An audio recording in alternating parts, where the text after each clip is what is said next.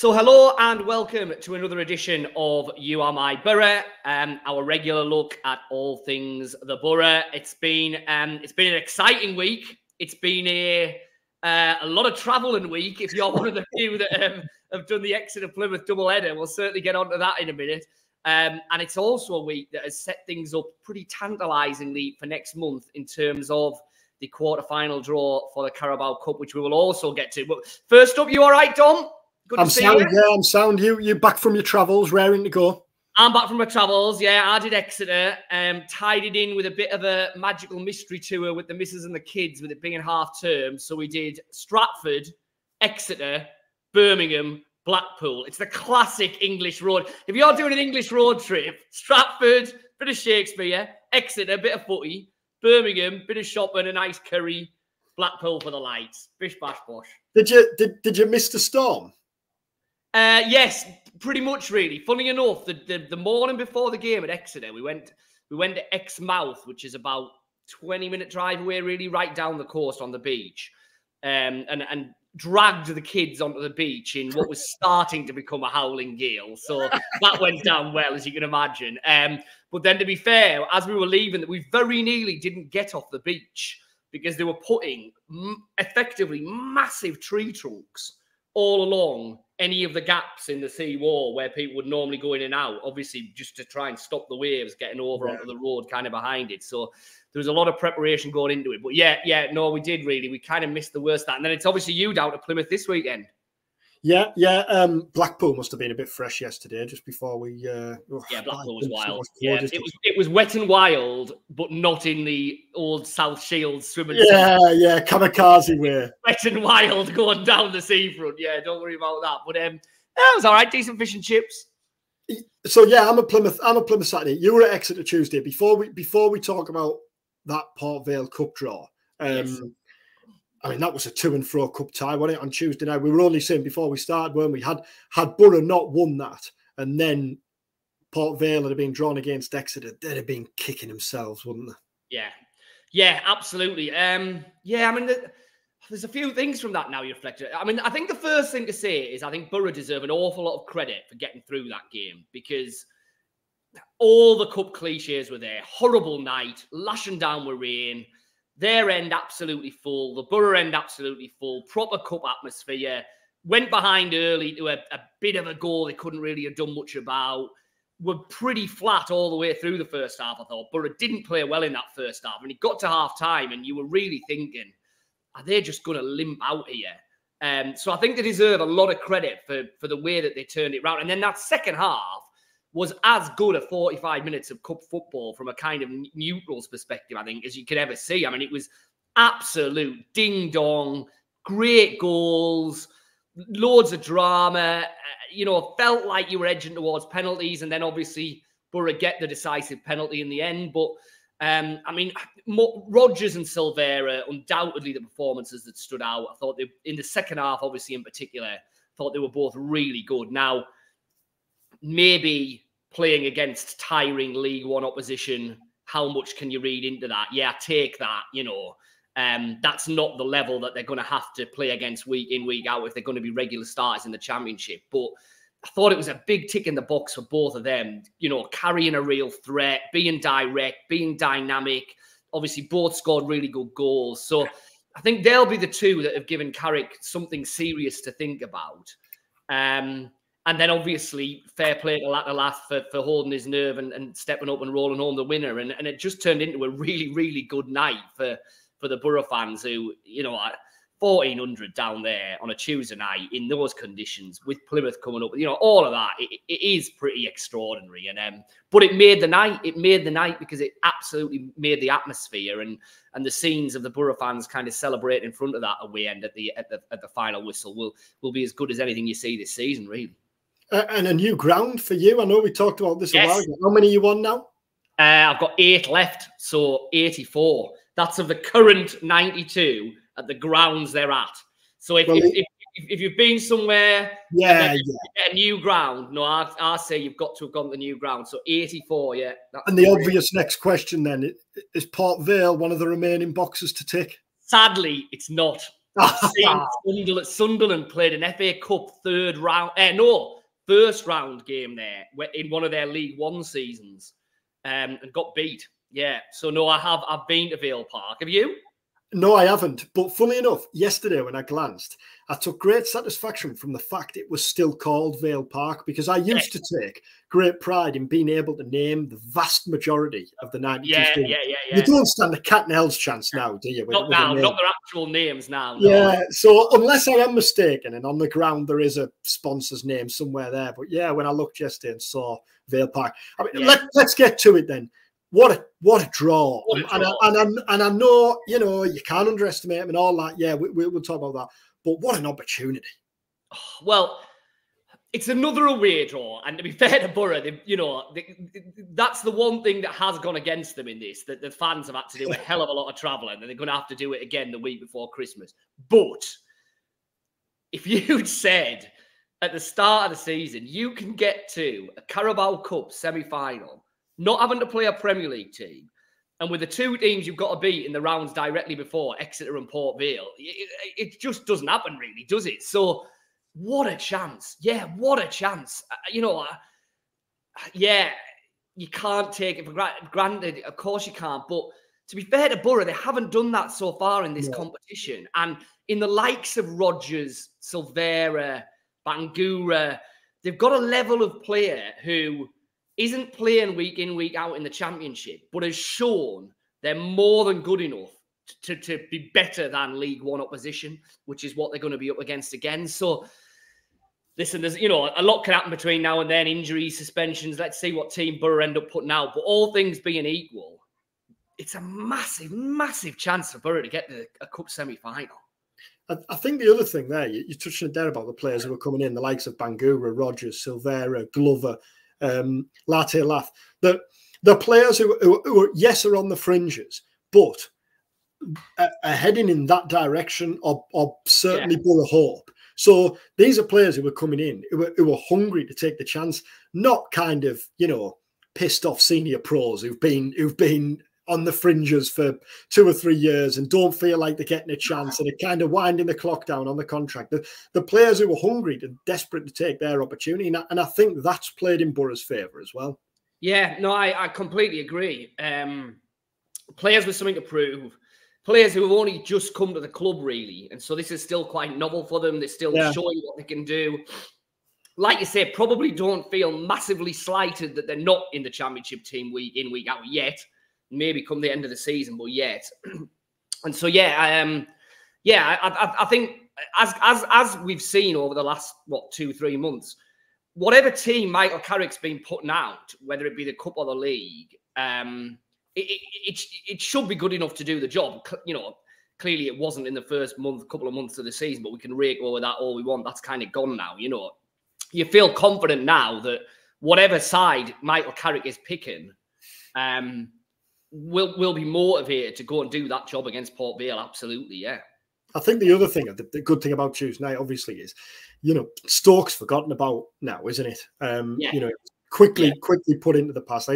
That's the beauty of that. That's the beauty of having a cup run, isn't it? Of having that extra games and and especially when you look back to the start of the season, when I asked Michael Carrick about this last week, when you go back to the start of the season and Boro couldn't buy a win and didn't look like winning in truth at the time. Yeah. Just how important were those wins over Huddersfield and Bolton, just to kind of reinforce the point Carrick was making behind closed doors that, it is going to come. Don't panic. It is going to turn. Wins are going to come, because nothing, for all, someone can say that to you hour after hour, nothing builds belief like winning games, does it? Well, they were pretty much the only positives in the first the season, weren't they? So you're right. It kept the kind of wolf from the door then, if you like. But what it's done is it's set up what we're seeing now. It's set up Tuesday night at Exeter. It's set up the game at Port Vale, which is going to be a hell of an occasion come what may. And it potentially is helped set up a semi-final. And then, let's see what might be possible from there. So, they felt like important games at the time. I think they've become even more important games as time's gone on. Yeah, massively. At what stage? If I realise, we're getting well ahead of ourselves here. If you're a Championship club, at what stage do do you start to think, well, you know, because, for example, Newcastle have knocked Man City out. Newcastle have knocked Man United out. Now, either Newcastle or Chelsea are going to get knocked out. Either Liverpool or West Ham are going to get knocked out. Now, if you're one of the bigger clubs, you're looking at that and thinking, oh, well, they're one of our direct rivals are going out. Yeah. With respect, if you're Boro, you're just focusing on taking care of your next game, aren't you? But suddenly you look at it and think, well, if we can get through here and get Everton or Fulham in the semis, like, you know, what stage do you start to think, well, hold on, this isn't just an enjoyable ride now. That we might have something to play for. I mean, on paper, again, we're getting our head ourselves. Boro have to go and win at Port Vale. Everton Fulham looks the weaker of the other quarterfinals by a considerable distance, doesn't it? And if you were to say to Boro, okay, you're in a two-legged semi-final against Everton or against Fulham, I think you'd give yourselves every chance. I really do. Now, you know, as you say, 2 legs against Chelsea, probably Newcastle, Liverpool. That's a different argument. And it would take a monumental effort, you would feel, for Boro to get through any of those games, probably in 2 legs. Everton or Fulham doesn't feel like that. So let's get through. Let's beat Port Vale. You know, that's the absolute thing, as you say. That's what Michael Carrick will be drumming into the players once that rolls around. We can't look any further than that. Yeah, they absolutely can't. But there's a little glimmer there, isn't there? That a trip to Wembley is not out of the question. Absolutely not. But as Michael Carrick will say, park that. That's December. That's January. Whatever. There's an awful lot of games to play between now and then. Plymouth Saturday. The Dom Shaw away day to the opposite end. How are you going to do Plymouth? Let's switch to Plymouth. Well, you're driving down in the morning of the game, aren't you? I'm doing it in a day, yeah. Oh my word! It's a one-off. It is a one-off. New dad. To be fair, I think so, So there's a couple of things. We've got stuff on Sunday, so you know, a Sunday I could do with being back really for dinner time, and then today.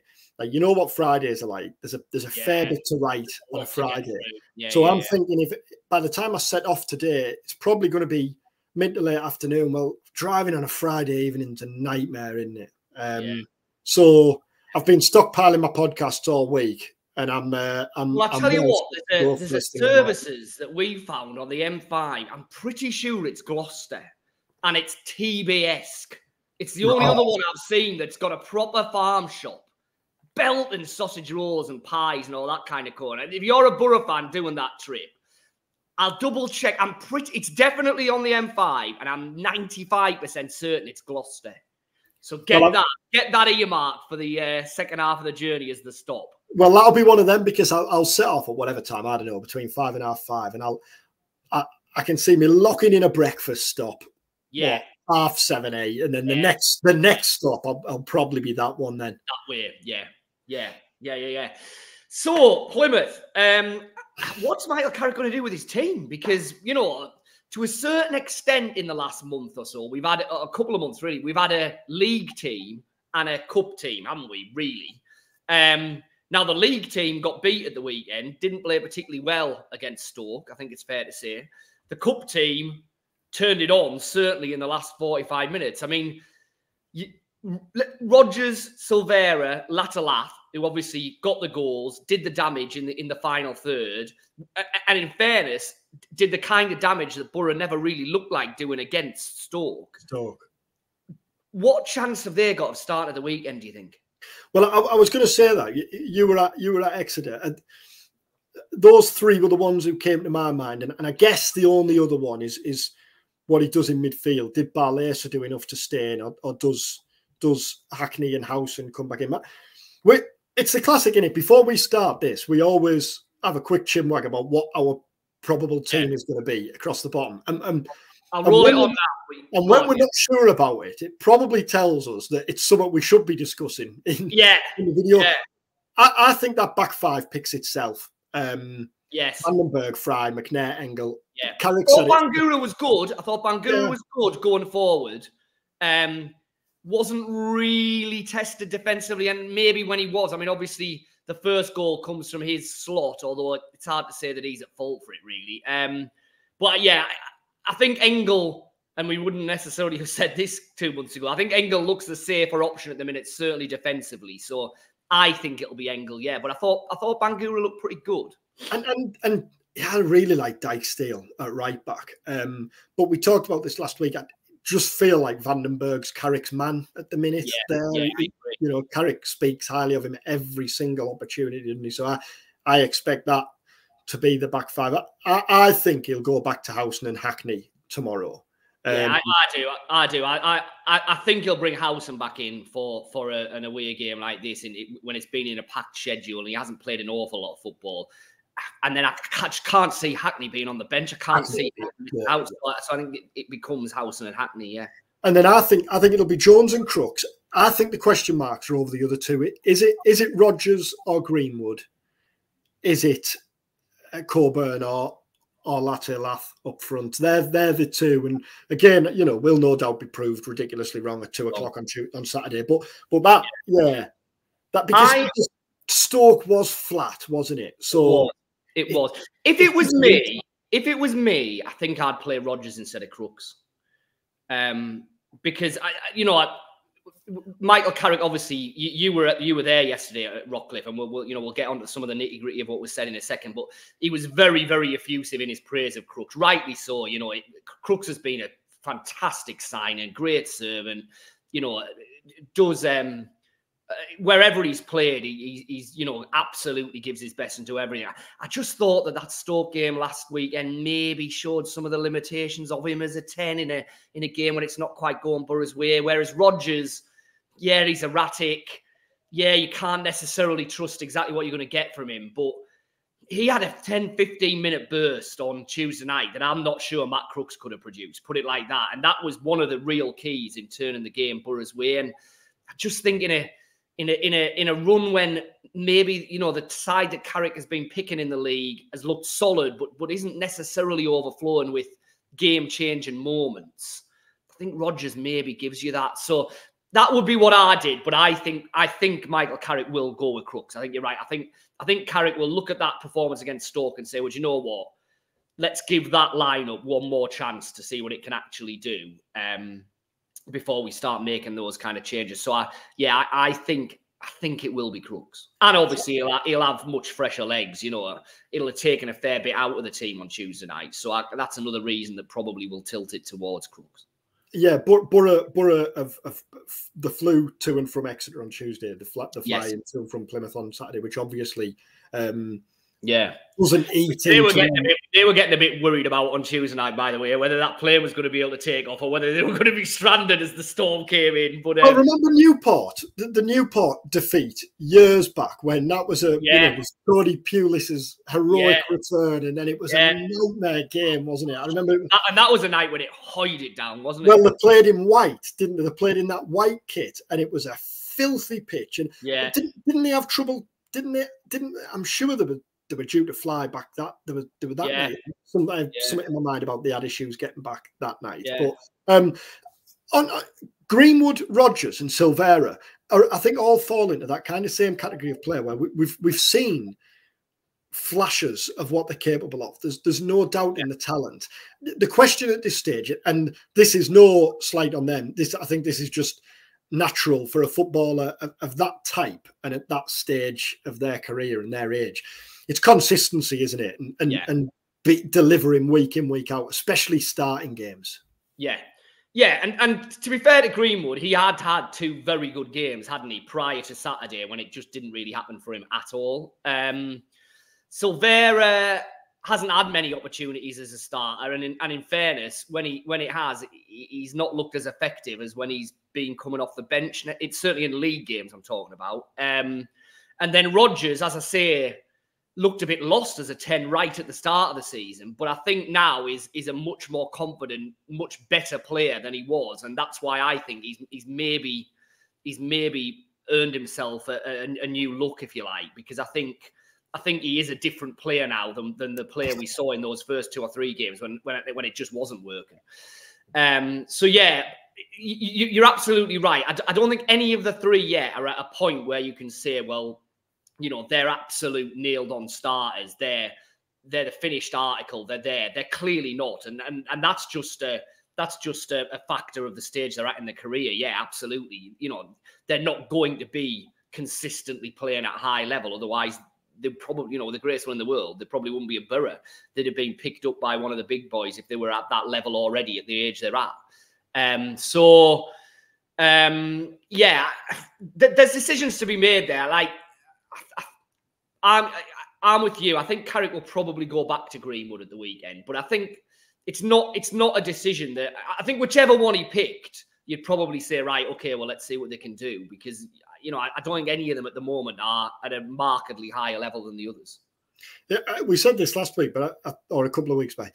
Feels like a pretty big game again, I think, tomorrow, because obviously the high of Exeter, but there are 8 league games between now and the Port Vale game. And the whole kind of feel, you know, you think of how the mood changed between that start of the season and Boro's winning run. The whole kind of mood and feel around the club can be completely different then to what it is now, depending on what the results are like between now and then. Either, you know, Boro will hopefully end of Christmas right in the mix and on the back of a good run, but it feels like the Plymouth game on the back of that Stoke defeat.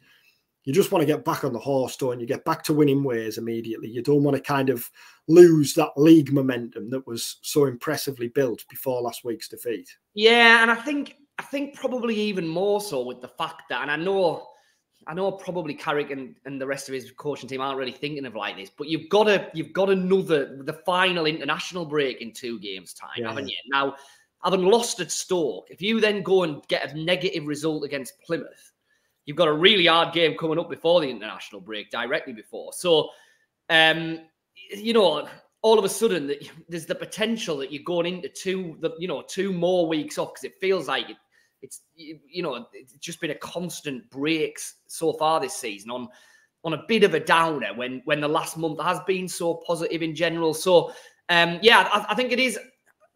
I think it's certainly important Boro don't lose at the weekend. A draw is not a great result, but it's not a disastrous one either, I don't think. But I think it's a game you certainly want to be taking something from, especially given that after starting reasonably brightly, Plymouth are starting to look like a promoted team, if you like, aren't they? You know, they're starting to look like they're going to have a relegation battle on their hands, which wasn't necessarily the case in the first month of the season. I thought we'd be talking about a Neil Warnock return to the Championship this time last week. That seemed pretty set, didn't it? A couple of the reports that seemed one of them where you know where it's come from, and it seems pretty certain that it's going to happen, but QPR went the other way. It's already that kind of manage. It's always October, isn't it? October, November in the Championship where clubs start to panic. And I'll tell you who we saw, just on a bit of a digression. I'll tell you who we saw on Tuesday night, who came over to the press box and shook myself and Mark Drury from Tees, who was sat next to us by the hand, and Maddo, who was just along from him, and who. Well, we asked about the possibility of some kind of managerial move sooner than you might have thought. Come on, let me have a. I'm going to need a former Boro player. Yeah, George. Gorgeous George. Oh, was he there? Was he at Exeter? George, and I tell you what, he was looking dapper. He was looking dapper. And he's obviously at Bristol Rovers, where Joey Barton's just disappeared. Of course, yeah. So we're kind of saying, look, you know, is there a coaching role here? And he kind of looked a little bit coy. I think he wants to play. I think he wants to play for as long as he possibly can. But he's had injury issues. He was saying he's back to fitness. But I think in his words, I don't want to put words in his mouth, but I think he was effectively saying, but we'll have to see how fit that actually is. You know, I think he knows that he's coming towards the end of his playing days. He's had a pretty rough run of injuries, and I don't think he really knows quite what level he's going to be at in terms of injury and fitness-wise when he comes back. But I think he wants to give it as much of a chance as he possibly can. But, I mean, if there's ever a candidate who's going to surely go into management or something like that, it's him. I mean, I think somewhere down the line, I think he'd make an absolutely ideal director of football or something like that, because he's so bright. He's such a student of the game and everything. But yeah, he did want us to pass on his good wishes to the Boro fans. So yeah. I don't know whether he watches or listens. I messaged him at the summer to try and get him on, and his answer suggested that he didn't watch or listen. Disappointed. But if he does, he's always welcome as a special guest. Always welcome. Yeah, we did say that. Yeah, we did say that. Yeah. I think he'd promised Mark. He said he'd promised Mark a chat first at the B. Yes. So we'll happily play second fiddle. Oh, we will. We'll get him on. We'll definitely get George on. Yeah. But anyway, we digress. But there we go. Just quickly before we wrap up, the injury news. We might be surprised tomorrow, but it doesn't seem that the likes of Marcus Forss and Darrell. No, and that's a worry, isn't it? That's a worry. I mean, so McGree's got this foot issue, hasn't he? How's yours easing, by the way? Last time we talked. Better. I feel like I could have a run out on Saturday. So mine's clear. Yeah, whatever I've been doing, Riley McGree needs to start doing too. Pass it on. Yeah. Spending about 4 hours a day in a car for every night. That shouldn't help what it seems to him. Yeah, but I mean that's a worry in that it sounds like it's kind of day to day, and some days he's all right, some days he's not. Well, that's difficult when you want to get back to regular competitive action, isn't it? And then yeah, both Lenihan and Forss sound like they're still. Well, it's getting to the stage now where it's going to be after the international break, isn't it? Yeah, for any of the three really, but it is a worry that those injuries have been dragging on. Definitely. I was going to say this November international break, I always think feels unnecessary. It feels like it comes too soon after the October one and kind of stops. You getting this drag. And it doesn't help. I mean, I know some countries have massive games coming up in this double header, so there will be some ding dongs, but it doesn't help that England have already qualified and are playing at home to Malta on a Friday night, and then going to North Macedonia already qualified, and you're thinking, my goodness me, what are those games going to be like? But it feels like, doesn't it? For all that it does feel a bit unnecessary for the likes of Forss and McGree and Lenihan. I mean, we'd assume McGree's not going to go away with Australia if they're playing again, but that might do them good, might it? Just a couple of weeks to take stock, really, and give them more. If they weren't to be back for the first game back after the international break, then alarm bells really would be ringing then, because they'll have been out for, a month and a half then. Certainly McGree and Lenihan. And for injuries that, at the time were portrayed as not innocuous, but, a couple of weeks, they'll be back. Well, if suddenly that's become 6 weeks, that has to be a worry. So, yeah, the international break should, all things being equal, you would hope, allow them to get back straight away afterwards. And like I say, if they're not in the squad list for that first game back after the international break, then that would have to be a worry. What do we reckon tomorrow then? I think Boro will win. I think they've got enough about them. I'm a bit warped here from having watched Tuesday night, I think. But I'm going to go 2-1 Boro, but with the game being won by subs coming off the bench in the second half. Well, I think it might be, fairly tight for an hour. But then I think what Carrick has got now is the ability to change it, and the ability to change it in the attacking third by bringing on players who are full of confidence and can make a difference. So I'll go 2-1 Boro, but it wouldn't surprise me if a Rodgers or a Silvera got the winner coming off the bench.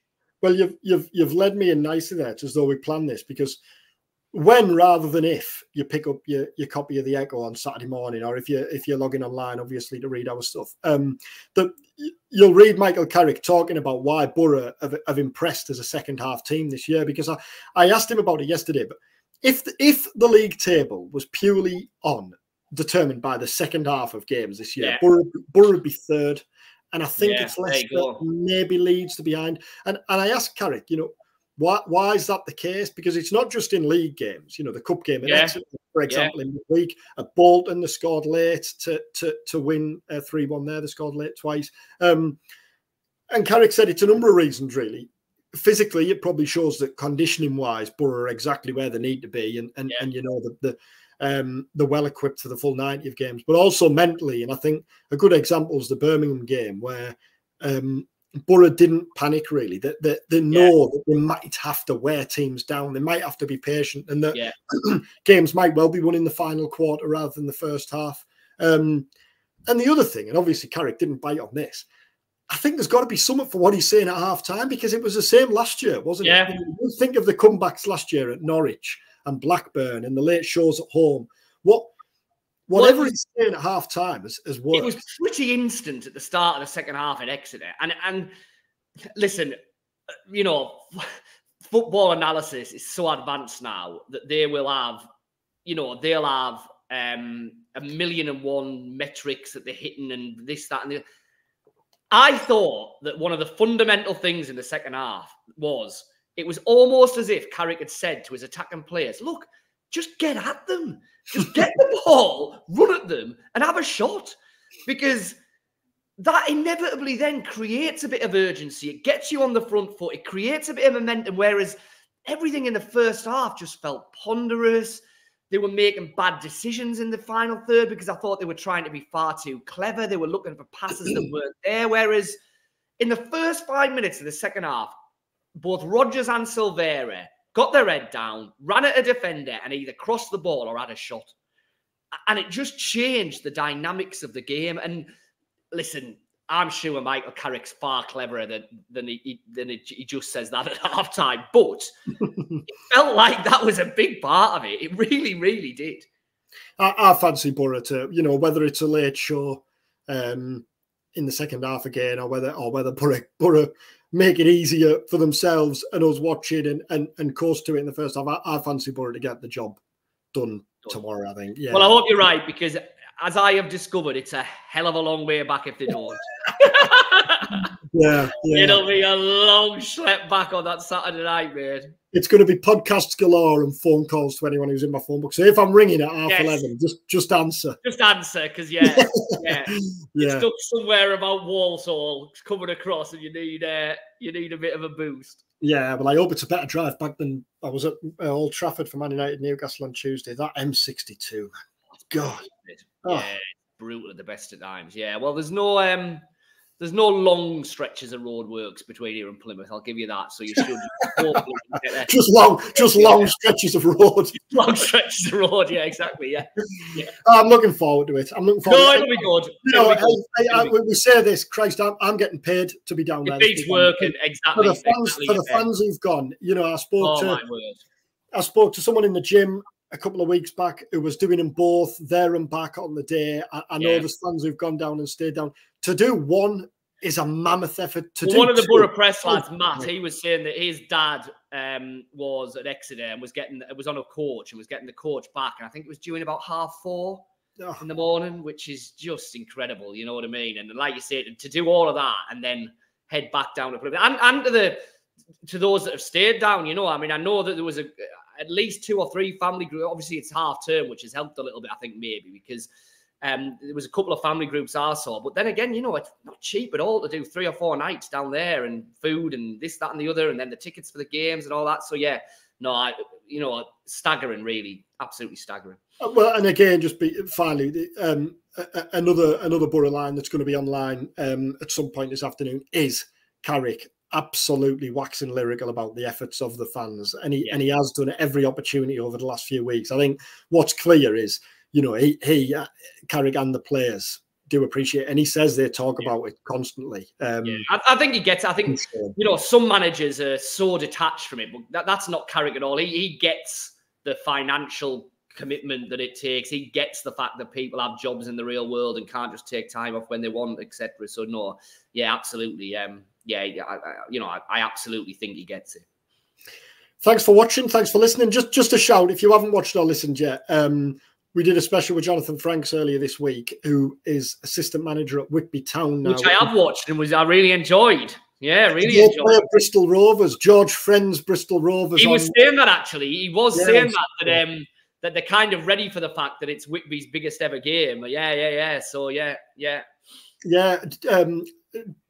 If you haven't watched yet, please do. But Jonathan Franks is assistant manager at Whitby. Matty Bates is first team coach. And Franks was talking about, you know, how good a player Bates was. And even after was it 4 cruciate injuries. He was still wanted by Premier League clubs, which pretty much says everything. So hopefully we'll get Matty Bates on at some point in the next. Yeah, few he'll weeks. be a good chat, really good chat. Yeah. But yeah, thanks for watching, thanks for listening. If you're watching on YouTube, then as ever, please subscribe. Leave any comments if you want us to discuss anything. If you're listening on your podcast channels, then again follow, rate, review, because that does us the world of good as well. Thanks for watching. Thanks for listening. If you're going to Plymouth, safe travels. If you're not going to Plymouth but following from afar, have a great weekend.